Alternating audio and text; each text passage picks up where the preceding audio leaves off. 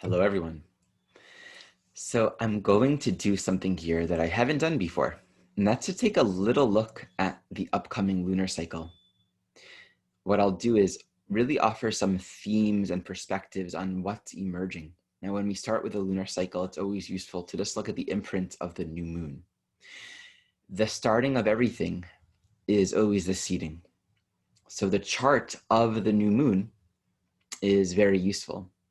So my default settings right here are for the East Coast in the US on September 17th.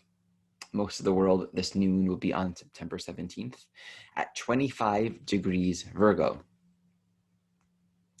Now, this 25 degrees Virgo is actually a really potent point. Let me get some annotation here so you can see my mouse moving around. So here's 25 degrees Virgo, and it squares the lunar nodes by just half a degree at 24 degrees Sagittarius and Gemini. And it's also opposite Neptune. So this new moon is a mutable grand cross involving the lunar nodes. And the ruler of the south node is Jupiter, which just stationed direct only a few days before. So this is a very potent configuration. Let's tune into this. This is the seeding of this next lunar cycle. First, when we're looking at the mutable axis in general, we're tuning into the existential nature of life in the sense that it can't be grasped, defined, possessed, but it's adjustable, it's adaptable. Life is fluid. And so all of the mutable archetypes express that in some way. And this Virgo energy is mutable earth. So it's the versatility of earth. It's adjusting and adapting to do whatever is necessary at the time. What's your work? Well, the thing in front of you. What's the area where you're healing? Well, the area that is needing healing. And we don't have to seek out work. We don't have to seek out things to improve or develop or cultivate. Within Virgo, it's shown to us. It's really what our task is, our work in this life. And when we avoid it, when we don't address the things that need addressing, it creates crisis. It creates a sense of disorganization. In this studio where I'm recording right now, for a couple of days, there were just some things lying on the floor and the carpet needed to be vacuumed. And it really created this sense of, disorderliness and a mess. And it was just a few things. But the psychology of seeing things out of order, I noticed I began treating this room with less respect. I began just throwing things on the ground until I realized, this is really important to me, to be grounding a clear space where my environment is functioning well. And so we address the little things and it doesn't become a big thing. And really all big things are just little things that we allow to get out of proportion. And then those big things become bigger things. All sickness really is something that sort of starts on the most external level. If you're not feeling well, the body will show symptoms usually externally. Maybe the extremities will feel cold, or the skin will show discoloration, the eyes, the hair. But really that's sort of the most surface level. And if we can sort of meet that and address what wants correcting, then it won't have to go deeper. And then every level in our reality, the signs of things falling apart, it shows first in the extremities. It shows first in the external expressions. And that is really nature's first way of communicating that something needs attention. And the more it's ignored, the deeper it gets and it's harder to undo. So the Tao Te Ching says, what is recent is easy to undo. But if you wait, then yes, you can undo it, but it takes more time. It takes more work. It takes more dedication. And really deeper healing crises are ones that totally consume our entire life for a time to get to the source of the dis-ease and to bring healing to whatever was neglected. So this is apparently what I was called to say about mutable earth and Virgo. simply to be available to adopt to what needs to be addressed here. And with this as a theme, it's opposite Neptune. So it also brings in this mutable water, which is love, unity. It's in everywhere and everything. There is no imperfection in Pisces. So this is bringing a very strong sort of attunement to whatever's going on in your life. You are being guided towards your sacred task, towards where correction and healing wants to happen. And when you really bring the Virgo and the Pisces together, we ask ourselves, what is healing? Is it just fixing something so it works better? Well, no. That would be a purely materialistic way of thinking. And what's the point? What's the point of anything in this world being functional? What's the point of this world? So true healing, in a sense, is returning to a state of unity. It's returning our minds, reorienting ourselves towards love, towards forgiveness, towards wellness, towards healing. And the relationship between the Virgo-Pisces axis is really learning how to address the physical world in the ways that we're needing to, without getting stuck on some kind of perfectionism or feeling like we're too lost to the cause. Because we can have this strong psychology of, I am so far from enlightenment, I am so far from healing. But really, it's not for us to judge those things. It's for us to heal the next thing, address the next thing. And if we do that with the spirit of devotion and humility, whatever it is, if it's something happening in our body that's asking us to bring more love and attention, or a relationship, or our work in the world. The Neptune piece says, don't worry about the outcome. This is all a part of a process of return that we can't, with our minds, understand. All we can do is learn to act and serve and work with as much grace and trust as possible. And that's where true healing happens. We don't find the healing because we've made something perfect and we fixed some physical condition, or found the perfect relationship where you don't argue anymore and they are everything you want them to be, or we do our work and our job flawlessly and we have the perfect body, or whatever. That's really not what the healing is. The healing is a peaceful mind. The healing is a mind that does not separate from its source. It does not perceive imperfection, even while doing what's necessary. There's something about this journey where, for each one of us, in our own way, there's our sacred work. And we all know what that is, that sacred work. We can't avoid it. If we avoid it, we're sort of left with this gnawing sense of, oh, there's something unaddressed, and the sun is really asking for actualization. This perpetual sense of procrastination, of putting off this holy task.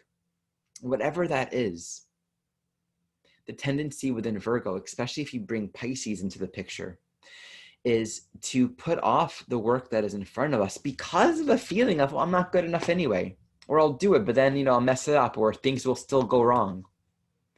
And in that putting off, in that procrastinating, we have to do something with our energy. So we'll usually redirect it towards something that will distract us from what Creator, from what love is really calling. So there can be a lot of distracting energy here. But at the same time, there's a profound invitation and opportunity to return, to reconnect with what do I really care most about? And let's devote ourselves to attend to it. And this is what we get with the nodes involved. With the South Node in Sag, North Node in Gemini squaring this Virgo Pisces, one of the issues here can be intellectual excuses to not do what you are called to do in the moment, based on all kinds of beliefs. But this Jupiter going direct in Capricorn, moving to return to Pluto and Saturn, ruling the South Node in Sag, really says now is a time to trust yourself. You know what you're doing. Maybe you haven't quite landed on the absolute clarity, and certainly you don't know where it's going, but there is a spark of self-authority and self-trust to draw upon. We've walked this retrograde journey with Jupiter for several months now. Jupiter has moved through Capricorn up to 27 degrees, has passed Pluto already, passed Saturn once already. And now it's going to move over Pluto for the third time, and then join Saturn at the very beginning of Aquarius. We're at this culmination time. It's like moving towards the end of the 2020 novel. And 2021 will be its own thing. But as Jupiter moves forward, it's going to bring a lot of trusting our intuition and really needing to draw upon a deeper self-empowerment, self-authority to follow our inner guide, our inner compass. So where is Jupiter in your chart? Where is 17 degrees Capricorn in your chart? That's the area of life where there's the opportunity for expansion and growth and self-trust, self-respect, self-authority. Both opportunities showing themselves, but at the same time, there's work to do. This requires your commitment and devotion to get started and to do what is necessary. And that North Node in Gemini, it's ruled by Mercury in Libra, which is moving towards an opposition with Mars and Aries. So this says that as we move into this lunar cycle, and we can progress ourselves a little forward here, we have by the 24th of September, Mercury is opposing Mars. And actually, Mercury is trining that North Node. This really says, okay, you have to cooperate with one another. There's a lot of pieces, a lot of communication, a lot of different conversations in relationship around needs and information that you cannot find on your own. It has to happen through interaction. But there needs to be a willingness to honor that you're not going to have the same experience, the same perspective, the same needs, the same values as everyone else. So to be able to have enough soulful awareness that we're going to walk our path regardless. We're going to go where we're meant to go and do what we need to do and draw upon relationship in a way where we're supporting each other and learning and communicating and working together, all the while furthering our own soul path, our own evolutionary direction. It can feel like there needs to be a lot of compromise. It can feel like maybe there's a lot of tension or disagreement. So stay away from reactivity. Stay away from judgment, blame, shame. I mean, look at this. Mercury, Mars squaring Saturn. In fact, Saturn at this point by September 24th is stationing direct. In just a few days, or a couple days actually, Saturn will have gone direct. So it's saying there is a lot of energy opening up right now. Saturn moving direct is saying doors are opening. Time to make these choices. There's clarity beginning to emerge. You may not have it totally clear yet, but Saturn in a Capricorn moving direct, squaring Mars, squaring this Mercury, is don't try to rush things. Don't try to force solutions. If things feel confrontational right now, don't get reactive. That's just an immature way of responding. There's a lot more information. And on our own soul journey, especially when it comes to relationship, we're always going to find out more about who we are and what we need and how we can share and give to each other in a good way. And so as more information arises, stay peaceful, breathe, and let yourself learn and see what you need to see, so that communication can be mature and constructive and useful. I think a lot of interesting revelations and openings will be happening towards the end of this month in particular. It feels really powerful. So let's look a couple of days later. See, we have Saturn and Mars come into an exact square on the 29th of September, literally just a day after Saturn begins stationing direct. So within a day, pretty much, Saturn and Mars are squaring each other just as Saturn is stationing direct at the very last couple of days of the month. So this, again, really emphasizes the end of this month is almost like it's the moment. Let's review this. This is a first quarter square happening with a Mars retrograde and a Saturn going direct. Okay, so the nature of the first quarter square is new opportunities, new directions, new choices that are opening up an energy that has otherwise felt stuck and blocked. But again, this is saying it's just becoming clear. It cannot emphasize the importance of staying mature, non-reactive, and thoughtful. There is no opposition out there and you are safe. Now is a time to be trusting your own maturity, your own authority, and to be listening with soulful awareness to what the path is.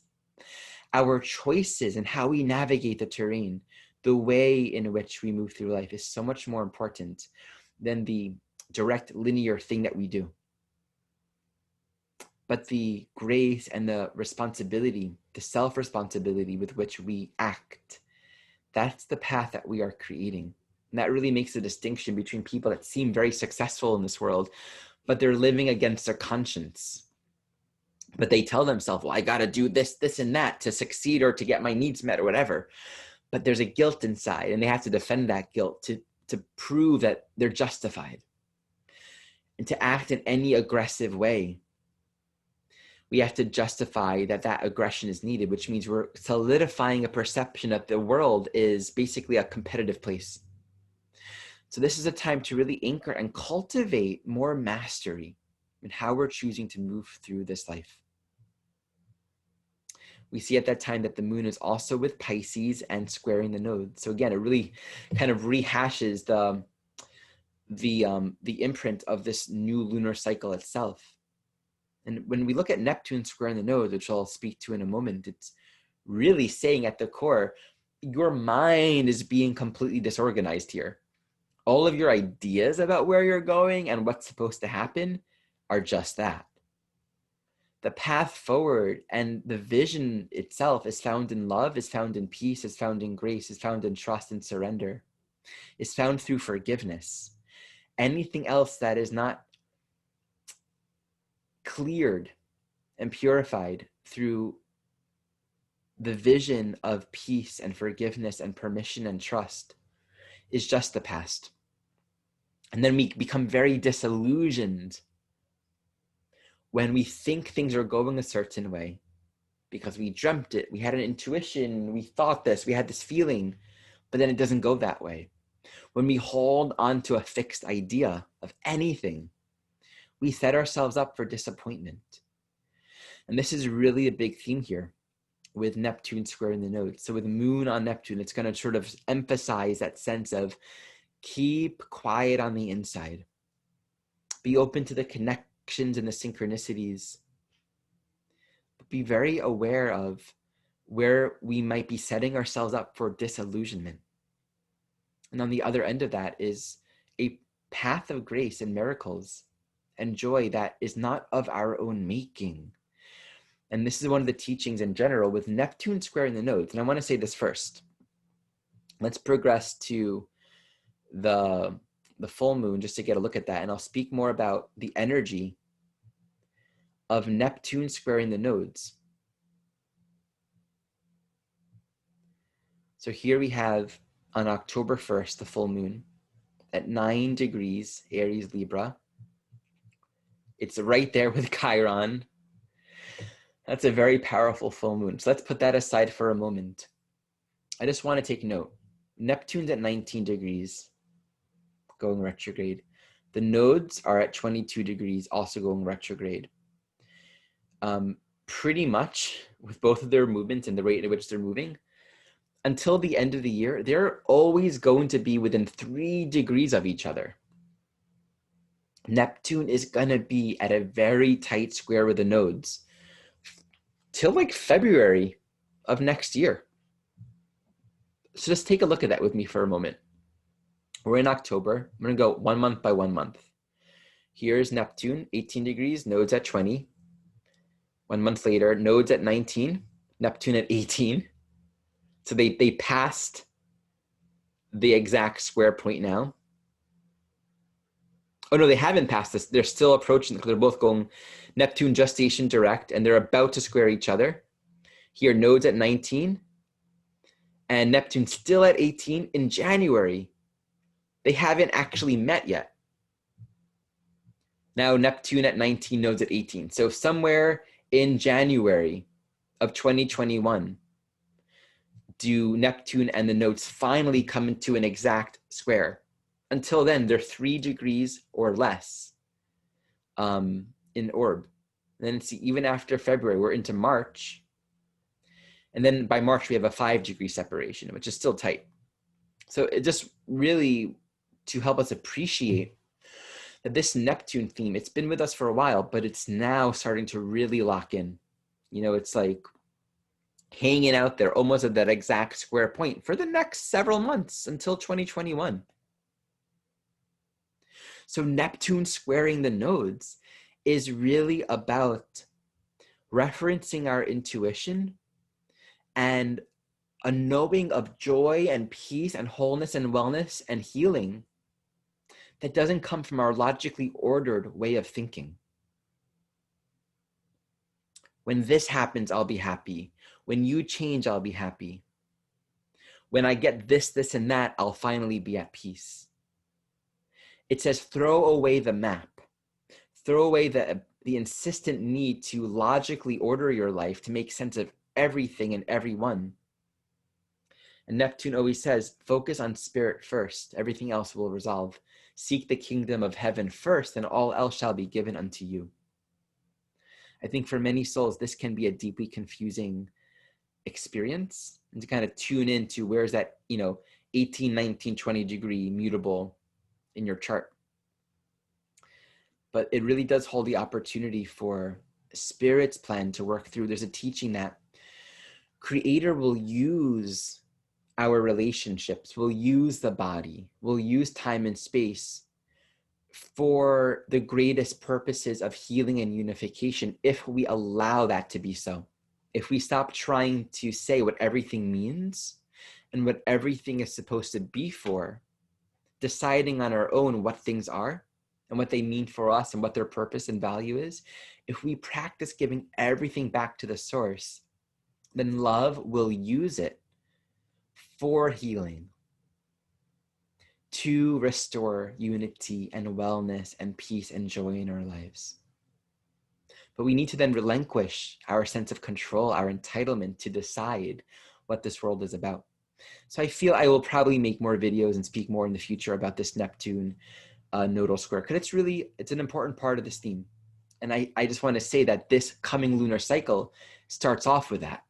This Virgo new moon starts off opposing this Neptune. So it sort of is initiating a new level of, okay, I'm in the magical world here. It's either I surrender or I suffer, right? There are miracles and revelations and the beautiful experience of watching everything work out.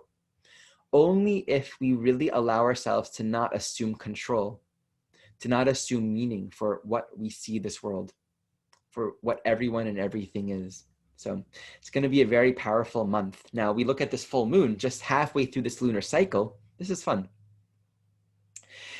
And we got the moon on Chiron. And this moon, Chiron sun opposition, full moon, is also squaring Pluto, which is just a couple weeks in its direct motion.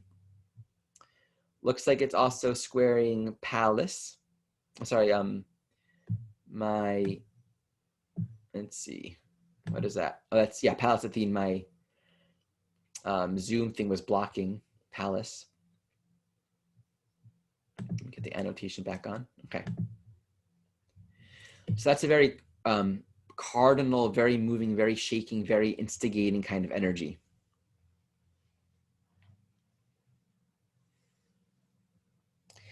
Kind of brings us back to the scene that was happening a couple months ago when Chiron first stationed retrograde.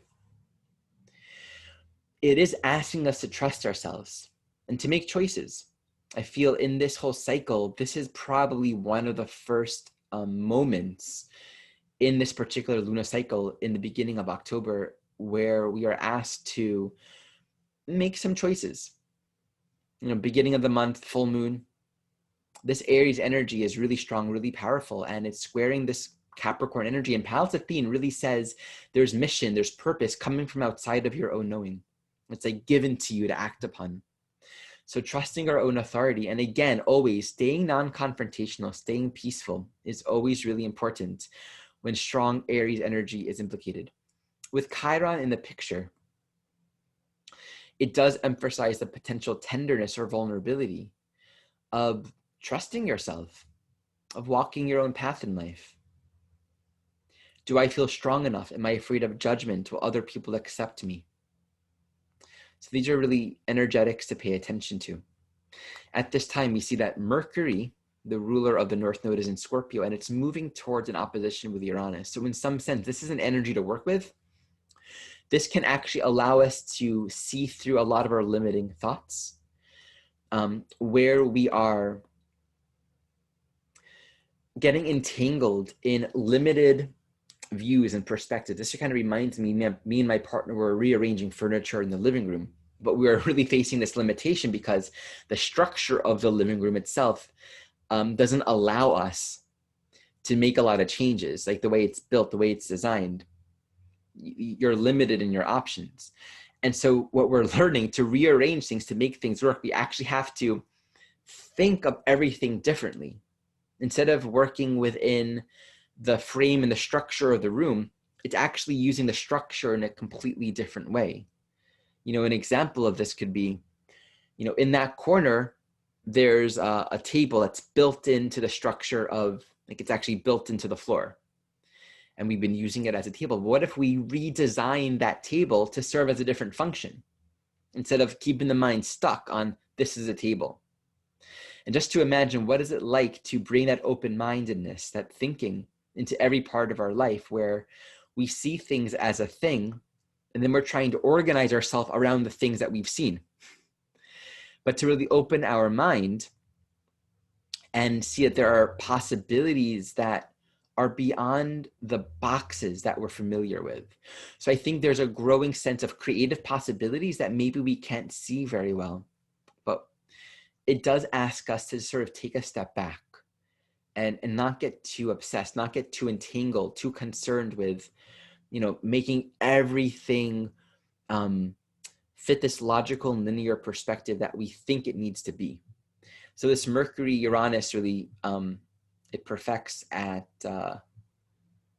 looks like October 7th. And, you know, by the way, I'm looking, it looks like Mercury's about to go retrograde. Any moment now. Yeah, there we go. Mercury goes retrograde at the end of this lunar cycle. So actually, that's really significant. The things that you're talking about while Mercury is moving into its opposition with Uranus, your mind is about to be completely reshuffled. And remember, this Mercury rules the Gemini North Node, which is being squared by Neptune. Now Mercury is stationing retrograde, trining that Neptune. It's a whole lot of cognitive rewiring, seriously. And so as Mercury goes retrograde at the end of this cycle and then moves to oppose Uranus again, I really feel this is a time where there is an opportunity to liberate from the conditions of our limiting thinking and acknowledge that by sharing and collaborating together, by being willing to let go of whatever we're possessing, which means whatever we're attached to, whatever we think we need to hold on to for our own security, this will open up the space for possibilities of collaboration and you know, thinking together that couldn't happen otherwise. It's very obvious if we're talking to someone and we're attached to things going a certain way according to how we've imagined it, then the space for collaboration and creative thought is very limited. If we're looking at the room and we're seeing the table as a table instead of seeing it as a platform for a recording studio, then we're never going to see the potential that life is offering to us. This wants us to, you know, liberate from the fixed nature of seeing our resources, the things of our life, according to the boxes of our mind. So this should end our lunar cycle with just a lot of like, oh, I didn't see that coming. Here are some new pieces of information, good conversation, lots of thinking. Meanwhile, we have Mars and Jupiter are about to come into their first and final square in this Mars retrograde cycle. Well, not the final, I'm sorry. Mars will square Jupiter again at the very beginning of next year when they are in Aquarius and Taurus. So this Mars squaring Jupiter is a very important station. This kind of takes us into the next lunar cycle in October when, wow, look at that new moon. It's squaring all of that Capricorn energy. So there's no doubt that the next lunar cycle is going to be very powerful as well. It's like almost as if this upcoming lunar cycle is preparing the way for even more constructive action and movement and change. There's no doubt about it. The rest of this year is loaded. It's full of activity, full of movement, full of new changes. And yeah, this next lunar cycle is just an exciting one. So coming back to just the imprint of this new moon in Virgo. Oh, oopsie.